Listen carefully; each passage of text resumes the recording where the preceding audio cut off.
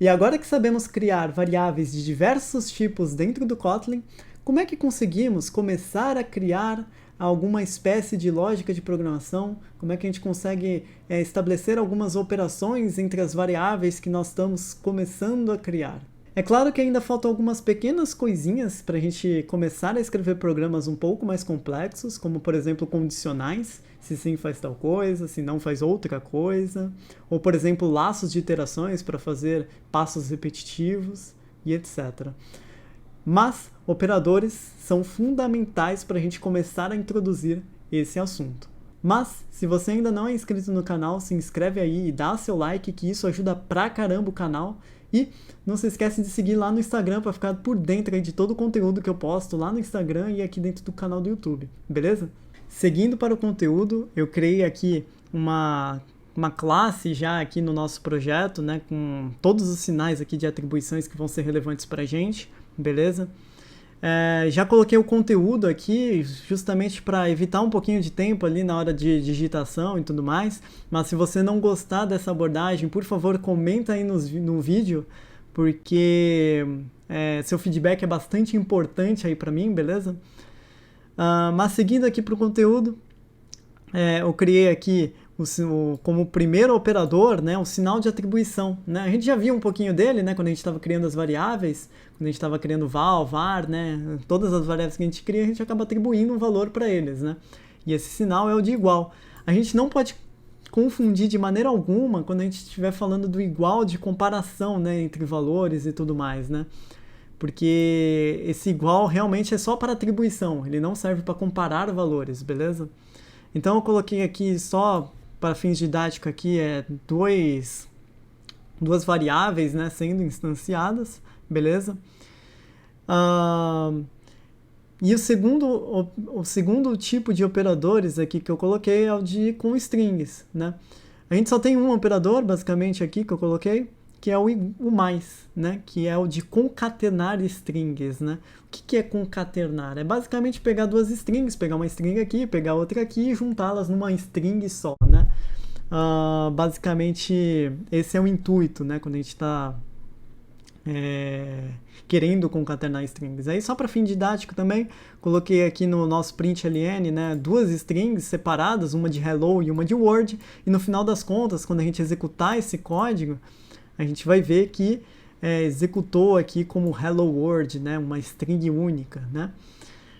Outra forma de concatenação, mas aí não é bem um operador, é utilizando aqui cifrão e chaves. Ele é bem mais compacto, eu particularmente prefiro dessa maneira, né?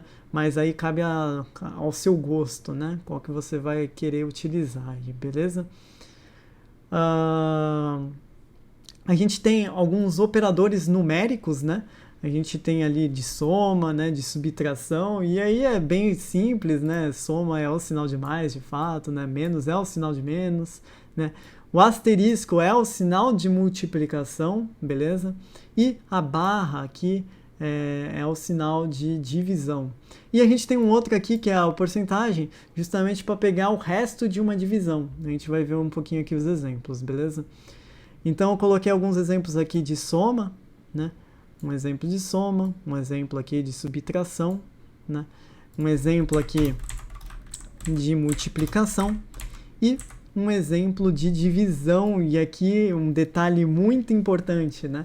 Que aqui a gente está dividindo dois números inteiros, né? 10 e o 3. Né? Naturalmente a gente pensaria, pô, isso daqui vai dar 3,333 e etc, porque é uma dízima periódica, né?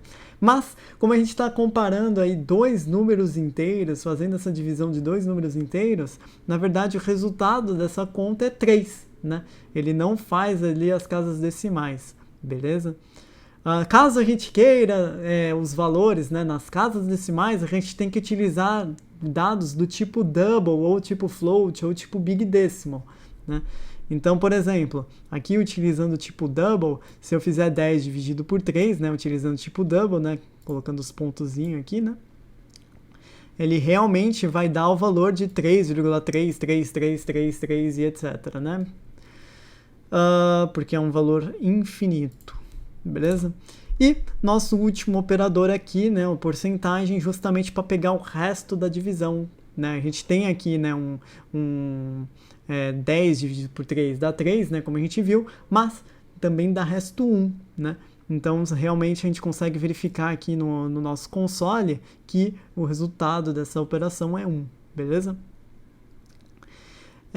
E aí, a fim de a gente seguir aí com algumas lógicas, né, de comparação, né, a gente tem alguns operadores para isso, né? E aí entra aquela questão, né, do igual, né? A gente não pode confundir de maneira alguma o igual do igual, né? Igual de atribuição e igual de comparação, beleza? Sempre quando a gente for comparar, a gente utiliza dois iguais, né? E aí a gente tem outros sinais aqui de maior, de menor, né? Maior igual e menor igual, beleza? E aí aqui eu coloquei alguns exemplos aqui, né? Coloquei, 1 é igual a 1, né? Isso aqui é verdadeiro, né? Até porque se não fosse eu ficaria com medo, né? 3 é igual a 1? Não, não é, né? Pelo amor. Graças a Deus, né? Então isso aqui retorna falso, né? A gente tem outros operadores aqui, né, de maior, então estou fazendo aqui 5 é maior que 1, isso aqui é verdadeiro, né? 1 é maior que 3, não, isso aqui é falso. A gente tem aqui o de menor, né? 1 é menor que 3, sim, é verdadeiro, é menor. 5 é menor que 1, não, é falso, né? Uma coisa que me ajuda muito, né? Eu acho que, na verdade, me ajudava bastante desde o ensino fundamental, assim, sempre lembro disso, né? É que se eu quero comparar ali qual valor é maior ou menor, eu sempre lembro da boquinha aqui, né? Acho que no ensino fundamental me ensinaram assim, né? Não sei se vocês passaram por isso também. Depois aí comenta aí no vídeo aí se vocês aprenderam dessa maneira também, né? Comparação olhando pela boquinha, a boquinha que tá olhando maior, né? Sempre tá olhando pro maior. Enfim, a gente tem aqui, né, o maior menor, o maior igual e o menor igual, beleza? A gente também consegue fazer comparação de strings, né? Então, eu coloquei aqui também só para fins didáticos, né? Só para mostrar Fernando é igual a Fernando, sim, é igual, né? É verdadeiro. E a gente também coloquei aqui se é diferente, né? Fernando é diferente de Fernando? Não, não é, né? É falso, então, né? O retorno dessa variável. Enfim, a gente tem que tomar um pequeno cuidado quando a gente estiver comparando, né, com igual a igual, porque às vezes pode falhar. E o que fazer, né, quando falhar, né? Então, só para mostrar aqui, né, quando que pode falhar, eu estou utilizando o array, por exemplo, né?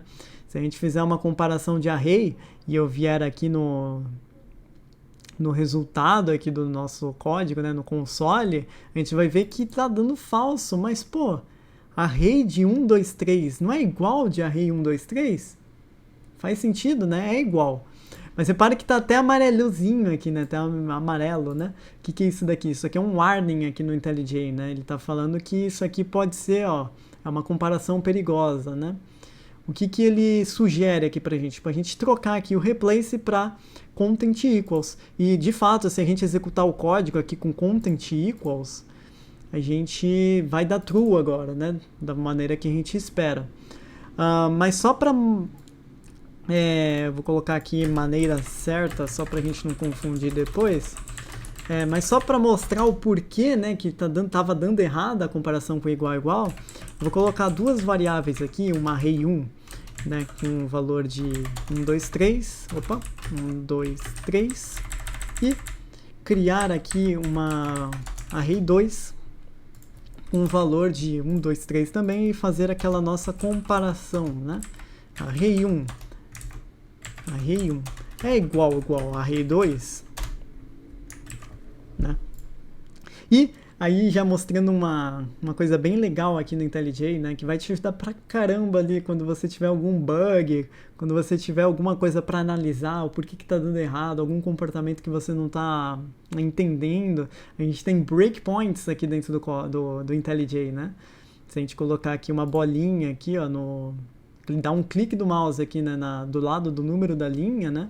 A gente vê esse sinalzinho vermelho e executando o código aqui no debug, o código para exatamente onde a gente quer, né? E aí, só para provar isso, aqui no console ainda não printou o falso, né, dessa comparação. Então, de fato, a gente parou o programa nessa parte do código, né? E a gente, inclusive, consegue ver os valores que estão aqui nessa etapa do código. Então, a gente declarou uma variável inteiro lá em cima, a gente declarou uma variável hello world, né? Enfim. Mas o porquê que essa comparação não está dando certo, né? Basicamente, é porque o Kotlin, quando ele faz a comparação com igual, ele está comparando a referência de memória das variáveis, né? Então, a gente consegue, só para mostrar um pouquinho aqui, a gente consegue ver um pouco aqui a referência de memória, né? Aqui a gente vê claramente que são dois objetos diferentes, dois objetos distintos ali, né?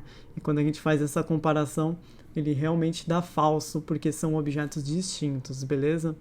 Coisa que não acontece quando a gente está comparando com inteiros, comparando com long, né?